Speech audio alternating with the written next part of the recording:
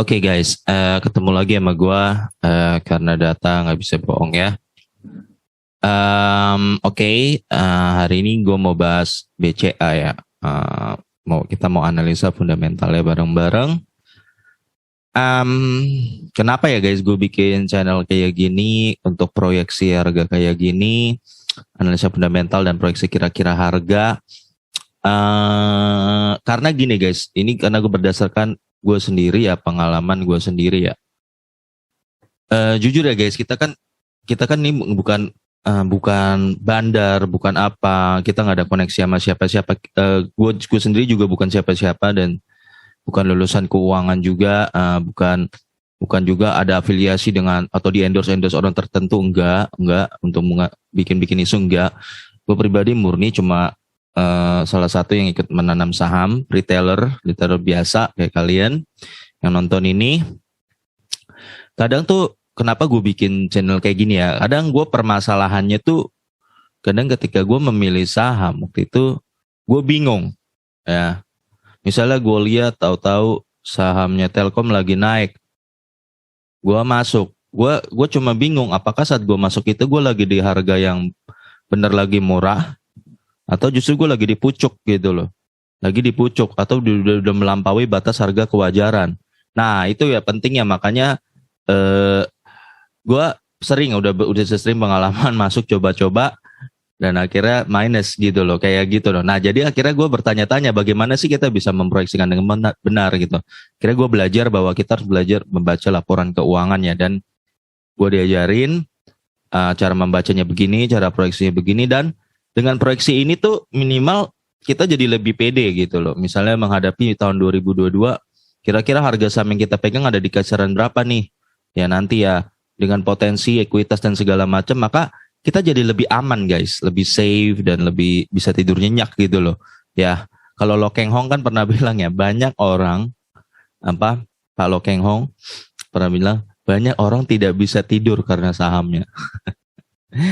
Padahal harusnya kita bisa tidur nyenyak dengan portfolio kita. Betul ya. Nah tadi guys gue lihat JB ya. Ini gue kasihan banget sih sebenarnya. Dia jual surat rumah lah. Intinya apa, berapa dana segar ya, mungkin ratusan juta. Dan dia kan ini lah guys, info menyesatkan gini. Ini ya, makanya gue bilang jangan pernah taruh duit lu kalau lu belum pernah baca laporan keuangannya. Intinya ratusan juta dia taruh di berbagai macam emiten lah, perusahaan lah. Portfolionya banyak, jadi mungkin gue lihat ada 10 lah, atau 12 gitu. Dan di perusahaan-perusahaan yang gak terkenal gitu loh, banyak gak terkenal lah. Termasuk di Bukalapak ya, dimana gue tadi lihat portfolio dia di Bukalapak tuh dia minus 50% dari situ ya guys ya. Itu bukan hanya satu dia minus, jadi hampir dari 10 itu guys, itu minus mungkin 9 atau 8, dan itu dia taruhnya ratusan juta loh guys, itu guys, di situ guys. Ya gue lihat sih dari postingannya mungkin dia agak stres ya, agak stres. Nah ini guys yang salah, makanya dia bilang kita perlu edukasi diri kita sendiri ya, memahami dengan benar apa yang kita kasih duit ke siapa, tanam duit kemana. Itu guys yang penting ya, jangan pernah beli kucing dalam karung. Kesalahan orang banyak ya main tanam saham itu adalah misalnya dia lihat memang kita pertama biasa diajarin ya, pilihlah perusahaan yang terkenal. Memang benar itu poin pertama. Tapi lu jangan pernah taruh duit lu apapun itu meskipun orang bilang terkenal sebelum lu sendiri yang baca itu laporan keuangannya. Ya karena nanti takutnya kasusnya kayak Unilever atau sekarang kayak Gudang Garam, ya kan? Turunnya, dropnya lumayan parah gitu loh. Jadi makanya wajib bagi kalian yang lagi nonton ini harus bisa baca laporan keuangan. Jangan pergi karena rekomendasi siapapun, termasuk dari gua. Selalu nonton video gue ya lo harus wajib hitung sendiri untuk memutuskan gitu loh. Wajib hitung sendiri. Nah kayak gitu ya. Ada banyak nasihat di luar sana yang menyesatkan ya guys. Sebenarnya artinya nggak begitu, tapi diartin begitu. Misalnya jangan pernah taruh telur lu di dalam satu karung, kotak lah gitu lah. Itu benar, tapi nggak berarti lu taruh sampai 10 emiten, 15 emiten, 20 emiten gitu loh. Lu taruh begitu artinya lu judi. Lu nggak tahu apa yang lu beli. Nah itu salah ya. Justru kalau gue dengar dari orang-orang yang udah berkompeten ya dan hebat dan sudah terbukti, ya misalnya kayak Warren Buffett atau kayak misalnya kalau di Indonesia kayak Lo Keng Hong, Pak Lo Keng Hong gitu ya, dia paling sedikit mungkin punya 4 atau 5 lah, bahkan sedikit 3 atau 2, 3, 4 gitu loh. Jadi maksudnya taruh tidak dalam satu kantong tuh nggak berarti harus 10, 15. Kita salah paham gitu. Lu salah paham kalau memahaminya begitu ya. Makanya banyak gue lihat tuh orang itu main saham itu taruh 10, 15 dengan harapan satu naik, satu enggak. Kalau satu rugi kan satu naik gitu ya, berharapan gitu. Nah itu artinya lu salah. Salah dalam mengerti cara menanam investasi gitu. Itu nggak begitu. Itu salah banget kalau kita begitu. Nah, jadi kita harus memahami fundamental saham dengannya. Bukan beli kucing dalam karung ya. Gue juga melakukan kesalahan itu guys. Kayak membeli kucing dalam karung atau gue masuk, wah Alfamart nih lagi naik orang-orang nih. Beli nggak ya? Gue beli dengan asumsi naik, nggak tahunya lagi turun ya gitu. Nggak tahunya gue kemahalan beli di tahun segitu di harga segitu ya. Akhirnya lu lama tunggu tahun depan baru ini ya itu. Itu guys, makanya pentingnya kita baca laporan keuangan ya. Sekarang gue mau bahas BCA atau yang terkenal lah, udah booming banget lah, bahkan orang bilang lu nggak perlu analisa keuangannya udah pasti bagus. Betul sih ya, tapi kita ada baiknya kita analisa fundamental dari BCA ini. Ekuitas selalu ya, pertama kenapa gue bilang ekuitas itu penentu yang paling pertama dan utama justru yang harus kita lihat untuk melihat bahwa perusahaan itu punya prospek apa enggak. Ekuitas dulu. Karena ada kasus kemarin ada laba yang gede, ROE gede seperti Unilever, ternyata sahamnya jeblok. Jadi laba untuk jadi kita pertimbangan berikutnya, tapi bukan yang utama. Yang utama menurut gue adalah ekuitas ya. Di tahun 2018 ekuitasnya BCA 151 miliar ya. Miliar lagi triliun. Di tahun 2019 ekuitasnya 174 triliun ya, meningkat 14,75%. Nah, ini bagus ya guys, meningkat 14,75% per tahun itu ciri perusahaan yang bagus gitu lah ya. Di 2020 dia meningkat jadi 184%, ya meningkat 6,6%. Nggak segede tahun 2019 ya turunnya, kita wajar lah. 2020 waktu itu lagi corona kan, ya wajar. Di tahun 2021 meningkat ekuitas jadi 202 triliun ya, meningkat 9,81%. Nah, kalau kita rata-ratain ini 3 tahun ini ya, berarti terjadi peningkatan 10,20% per tahun rata-rata. Jadi ini 10% peningkatan ekuitas termasuk perusahaan yang bagus kayak cirinya lu cari yang 10% ke atas kalau bisa ya. Oke. Jumlah pemegang saham saat ini ada 122 miliar ya. Pemegang saham. Book value. Nah, book value tadi didapat dari ekuitas dibagi pemegang saham ya. Jadi harga asli dari BCA tahun 2018 1.242, tahun 2019 1.426 ini book value. Tahun 2020 1.512, tahun 2001 1.661 ya. 2020 ini nanti gue bahas ini proyeksi gue. Oke. Dari sini kita dapat ini yang realnya ya.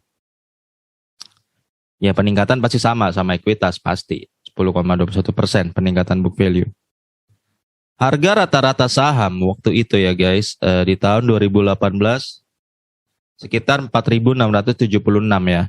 Ini kan karena udah stock split ya 1:5 ya kalau saya nggak salah. Nah ini udah di stock split 1:5. 2019 ada di angka 5.557 ya. Nih harga rata-rata. Tahun 2020 ada di angka 6.064. Tahun di 2021 7.311 ya. Berarti ini meningkat terus per tahun ya. Ini ya wajar karena ekuitasnya meningkat terus. Itu pasti. Makanya saya selalu bilang ekuitas kita harus cari ekuitas pertama karena itu nanti yang menentukan harga saham Anda naik atau enggak. Itu dasarnya dulu. Ya dasarnya dulu. Kalau ekuitasnya udah minus udah nggak mungkin naik. Udah nggak mungkin naik guys. Udah nggak mungkin deh pokoknya. Ada nggak ekuitas naik agak turun? Tergantung PBV. Nah, itu mungkin ada kasusnya di gudang garam yang kemarin gue udah jelasin di video sebelumnya. Ya. Nah sekarang karena book value-nya segini, PBV-nya harga rata-rata segini, maka kita mendapatkan PBV tahun 2018 3,76, 2019 4,1, 2020 4,01, 2021 4,4 ya. PBV itu apa guys ya? PBV price to book value. Seperti kalau lo udah ikut video gue sebelumnya, gue udah jelasin ya. Price to book value artinya apa? Harga aslinya BCA kan 1000 nih. Ya 600. Tapi di pasar dihargai 4,4 kali. Makanya kita dapat angka sekitar segini lah nanti. 7.300-an. Itu jadi PBV-nya 4,4 kali. Nah kenapa dari PBV ada, misalnya gue kasih contoh gampang ya. Contoh gampang, tahu UC ya, UC yang vitamin C itu minumannya, itu kan sebelum corona dulu mungkin harganya mungkin 5.000 ya mungkin, saya lupa sebelum corona. Pabrik membuat UC satu botol mungkin kosnya hanya 2,5, nah 2,5 itu nilai asli. Dan ketika pabriknya itu di pasaran dijual 5.000, maka artinya harga pasaran UC 5.000 dan itu artinya 2 kali PBV, artinya dinilai 2 kali dari harga aslinya. Nah, tapi ada kasus kadang-kadang pas lagi corona, UC permintaannya meningkat. Ya guys, orang jadi meningkat dan harga naik. Dan UC bisa sampai harga 10.000. Dan ternyata orang tidak masalah membeli UC dengan harga 10.000. Ya, membeli UC dengan harga 10.000 dan artinya itu PBV kali 4. Jadi orang nggak masalah bayar harga 4 kali. Tapi harus ada alasannya kenapa PBV itu naik. Karena dianggap orang percaya bahwa vitamin C dapat melawan corona. Nah, jadi ada alasan. Jadi apa yang bisa kita tarik dari cerita itu guys ya? Kita tarik adalah jika PBV dihargai tinggi begini ya. Ini 3,74. Artinya bank ini populer. Persepsi masyarakat terhadap BCA itu positif sekali. Hype-nya juga tinggi, lumayan tinggi. Sehingga orang rela membayar 4 kali ya dari sini ya, orang rela membayar 4 kali. Nah PBV gede itu bisa positif, bisa punya 2 arti, bisa ada positifnya dan negatifnya guys. Jadi positifnya itu berarti artinya persepsi orang terhadap perusahaan lo positif, tapi bisa jadi negatif. Negatif itu sebenarnya lo beli harga kemahalan gitu loh. Misalnya lo beli harga nasi goreng yang harusnya 10.000, lu beli 40.000, kayak gitu, kemahalan 4 kali. Dan lu harus ada alasan gitu, kenapa orang mau bayarin nasi goreng lu 40.000. Selama alasannya masih make sense, orang nggak akan problem. Nah nanti terjadi ada kasus nih guys, ada kasus kayak gudang garam ya, kan di PBV-nya waktu itu tinggi, sampai 4 kali juga, sampai tembus, sampai 3 kali, sampai tembus 80.000. Nah lu harus menjaga citra lu, perusahaannya. Jadi lu hati-hati ya kalau ini BCA ini cerita buat lu di PBV-nya, mau menyampaikan sesuatu ke lu. Cerita di gudang garam, ketika dia sekarang persepsi lagi negatif, orang nggak berani lagi bayar 3 kali gudang garam. Dia cuma berani 2, bahkan sekarang tinggal 1,0. Makanya sekarang harga gudang garam makin nyerosot, gitu loh. Makin nyerosot karena gudang garam gagal menjaga citra positifnya di masyarakat. Makanya masyarakat akhirnya nggak berani beli 2 kali. Seperti nasi goreng tadi, ketika lu jual harga nasi goreng 40.000, citra lu apa? Sampai nasi goreng lo dihargain 40.000. Oh ternyata lu punya AC, lingkungan toko lu, restoran lo enak, terus harga lu, rasa lu juga beda gitu loh. Jadi akhirnya orang nggak masalah bayarin nasi goreng lo 40.000. Ngerti? Nah jadi BCA ini 4 kali, kira-kira logikanya gitu. Kenapa orang mau bayar BCA 4 kali? Karena trennya positif sekali di masyarakat. Jadi kita bisa lihat PBV yang tinggi itu menandakan bahwa tren BCA atau perusahaan apapun yang PBV-nya tinggi itu positif di masyarakat. Atau kadang-kadang juga bisa gorengan. Jadi hati-hati, ada 2 nih ya. Ada yang benar-benar positif memang karena kinerjanya, ada yang bisa benar-benar cuma karena gorengan. Nah, tapi backlash-nya hati-hati. Backlash-nya hati-hati buat lu yang pegang BCA saat ini atau mau pegang BCA. PBV tinggi begini punya resiko dia akan balik ke PBV normalnya kali 1 atau kali 2 ya. Jika perusahaan itu tidak bisa menjaga citra positifnya. Jadi hati-hati ya. Jadi hati-hati. Jadi ini PBV kali 4 ini tinggi loh. BRI cuma 2. Ya, setahu ya. Jadi kenapa BRI cuma 2, PBV 4? Berarti kita bisa simpulkan secara cerita aja nih. BCA lebih populer dari BRI di masyarakat. Ngerti ya? Ngerti ya? PBV BNI kalau saya nggak salah cuma 1 deh. 1. Ya artinya BRI sama BNI lebih populer BRI di masyarakat dan BCA lebih populer. Kira-kira ada pesannya kayak gitu. Ya, Dan itu mengaruh sekali, ya, lebih populer. Dan makanya orang berani bayar mahal, lebih dianggap positif gitu loh. Oke. Dengan PBV segini kita mempunyai PBV rata-rata 4,07 ya. 4,07. Oke. Laba ya, sekarang laba. Di tahun 2019 labanya 26 triliun ya. Laba 2019 31 triliun, naik 16,32%. Di tahun 2020 turun jadi 31 triliun, jadi minus 0,03%. Nah, turun ya labanya. Laba itu menurut gue guys, gue udah lihat berapa perusahaan laba itu cenderung punya hubungan yang sangat kuat dengan PBV ya. Semakin perusahaan itu menghasilkan laba yang besar, masyarakat jadi suka. Ketika jadi punya citra positif akan satu perusahaan, makin heboh dengan perusahaan itu, maka cenderung PBV meningkat. Contohnya Unilever. Ya, Unilever ketika labanya besar, ROE 120% yang nggak masuk akal itu, ya publik jadi heboh sampai mereka berani menghargai Unilever 44 kali PBV-nya. Gila nggak? Ya sekarang kalau Unilever nyerosot, karena Unilever trennya udah negatif, ekuitas hancur, akhirnya publik nggak berani lagi menghargai segitu, akhirnya kan nyerosot terus. Makanya saya bilang Unilever waktu itu ada prospek ya udah berat, mau bagaimana ada prospek yang kayak begitu. Ya, susah. Makanya hati-hati dengan jebakan laba ya. Hati-hati, makanya saya bilang jangan lihat labanya dulu, lihat ekuitasnya dulu, itu dulu. 2021 BCA berhasil menaikkan laba 31 triliun, naik 2,67% ya. Ya, jadi rata-rata kenaikan 6,21% ya. Di sini kita bisa dapat cerita 2020 naik minus 0,3 berarti ada ya karena corona kali ya, kita bisa memahami itu.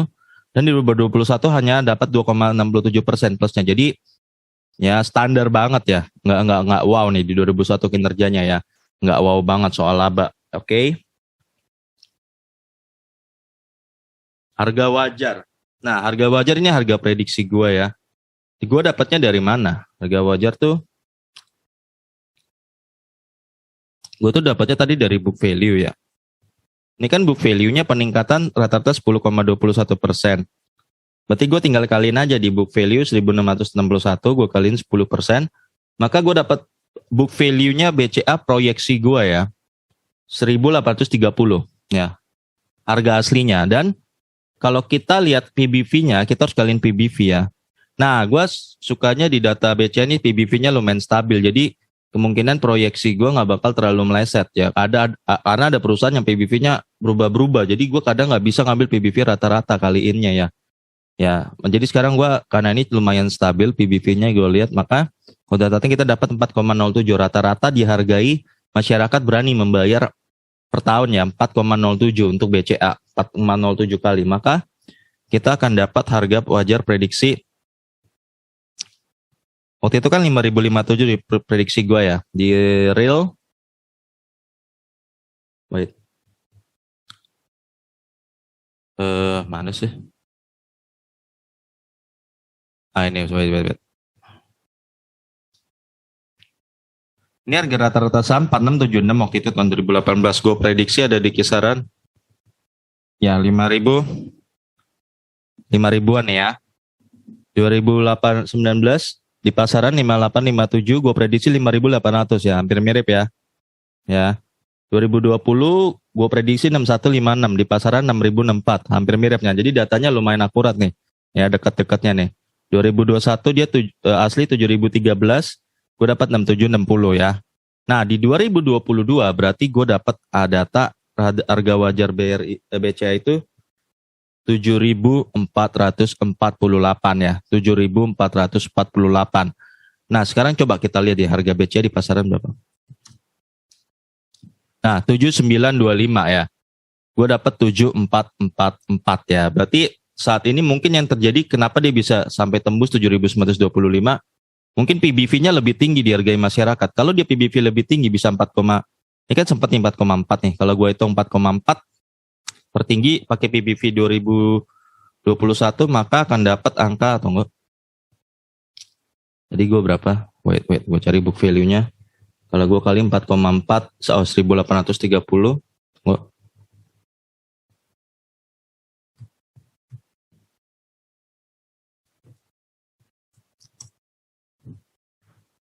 Gue dapat angka 8.052 ya. Kalau kita pakai PBV 4,4, PBV 2021 ya. Hampir mirip ya, 7925 ya. Berarti mungkin saat ini masyarakat berani menghargai 4,4 ya. Tapi kalau gue ambil safety-nya 4,01 aja ya, 4,012 7 ini berarti gue mendapatkan angka berapa tadi tuh? 7445 guys, 7445 ya. Menurut gue harga wajarnya BRI di 2022. Nah, dengan dapat proyeksi gini nih kita sebenarnya udah bisa prediksi kira-kira nih BCA di 2022 goyangnya di harga mana? Kayak gitu ya. 750 dan tadi gue berarti 7448 harga proyeksi gue ya. Berarti agak kemahalan 500. Tapi itu karena persepsi masyarakat sendiri, guys. Jadi itu ya tergantung. Ya, makanya kita dengan dapat harga proyeksi ini minimal kita tuh bisa dapat bayangan loh harga BCA itu di mana dan akhirnya kita ketika pegang saham bisa merasa lebih safe atau enggak. Ya, kayak gitu. Itu yang penting ya, guys. Kalau gue pribadi nilai gini masih agak kemahalan dikit ya. Mungkin tadi kan kalau 4,4 nanti tembus 8.000 ya. Mungkin kalau memang lu mau berspekulasi bahwa dia akan naik 8.000 lebih ya silakan. Ya, tapi kalau gua ambil aman aja kan di kira-kira di kisaran 7.400 ya. Kayak gitu. Tapi sebenarnya untuk jangka panjang lu kalau mau beli sekarang juga nggak apa-apa sih. Karena tadi kan gue udah lihat ekuitasnya per tahun naik 10% ya. Apa sih? Gue harus lihat lagi. 7.000 ya 10% ya. Jadi lu beli sekarang ya lu jangan takut tahun depan udah pasti naik lagi dia value-nya. Jadi lu nggak takut juga sih beli di harga 7.950 dan kalau lu memang tujuannya pegang jangka lama ya mau jadi investor mau pegang 5-10 tahun. Nah, itu jadi lu nggak usah takut juga untuk BCA. Nggak usah panik ya dan bagus kinerjanya. Terus untuk tadi gue ada harga proyeksi ya. Ini laba, tadi harga ROE. ROE-nya tahun 2018 sekitar, wait gue harus gede ini guys, gede bah.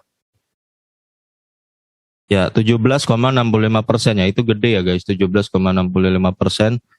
Terus jadi 17,89%, 2020 di Corona masih bisa cetak 16,80%, hebat ya di Corona ini loh ya.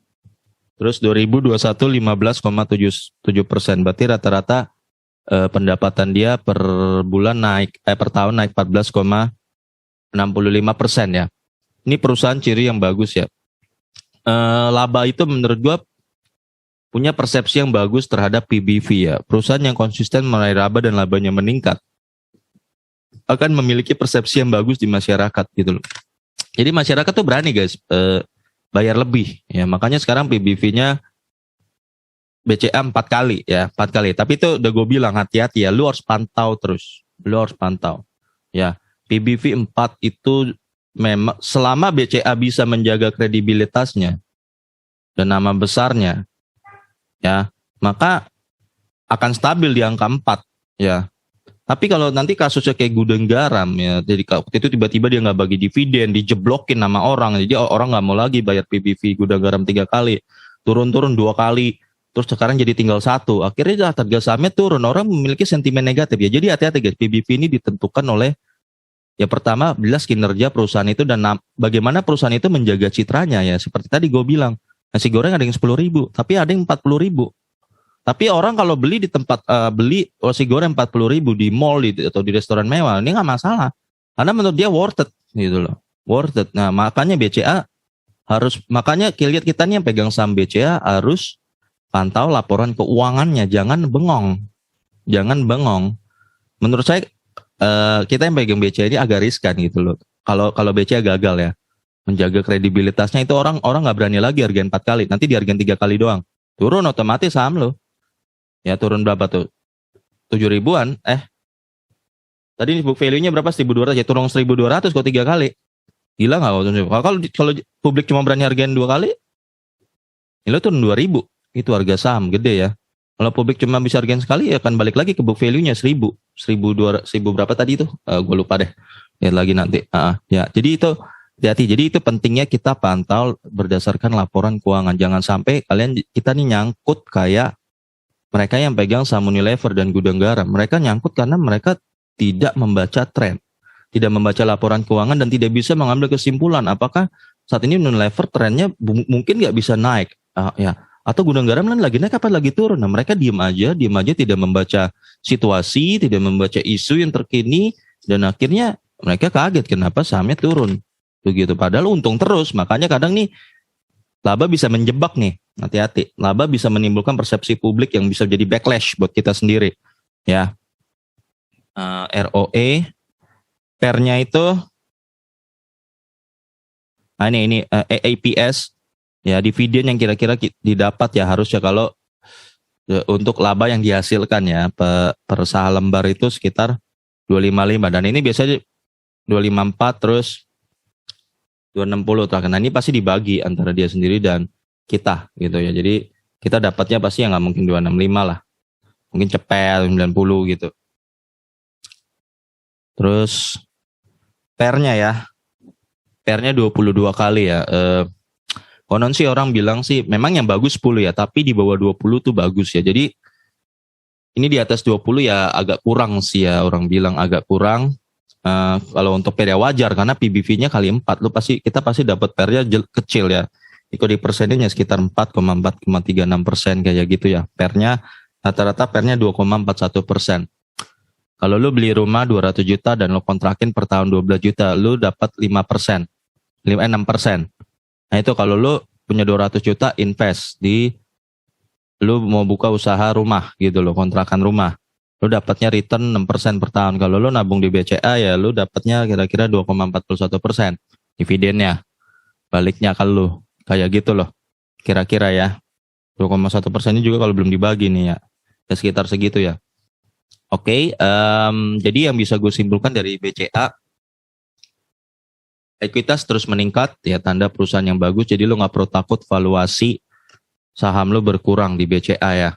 Nggak perlu takut untuk jangka panjang, jadi bisa untuk jangka panjang mungkin 2, 3, 4, 5 tahun. Itu jangan ragu, tapi meskipun gitu tetap baca laporan keuangan. Perhatikan isu terkini.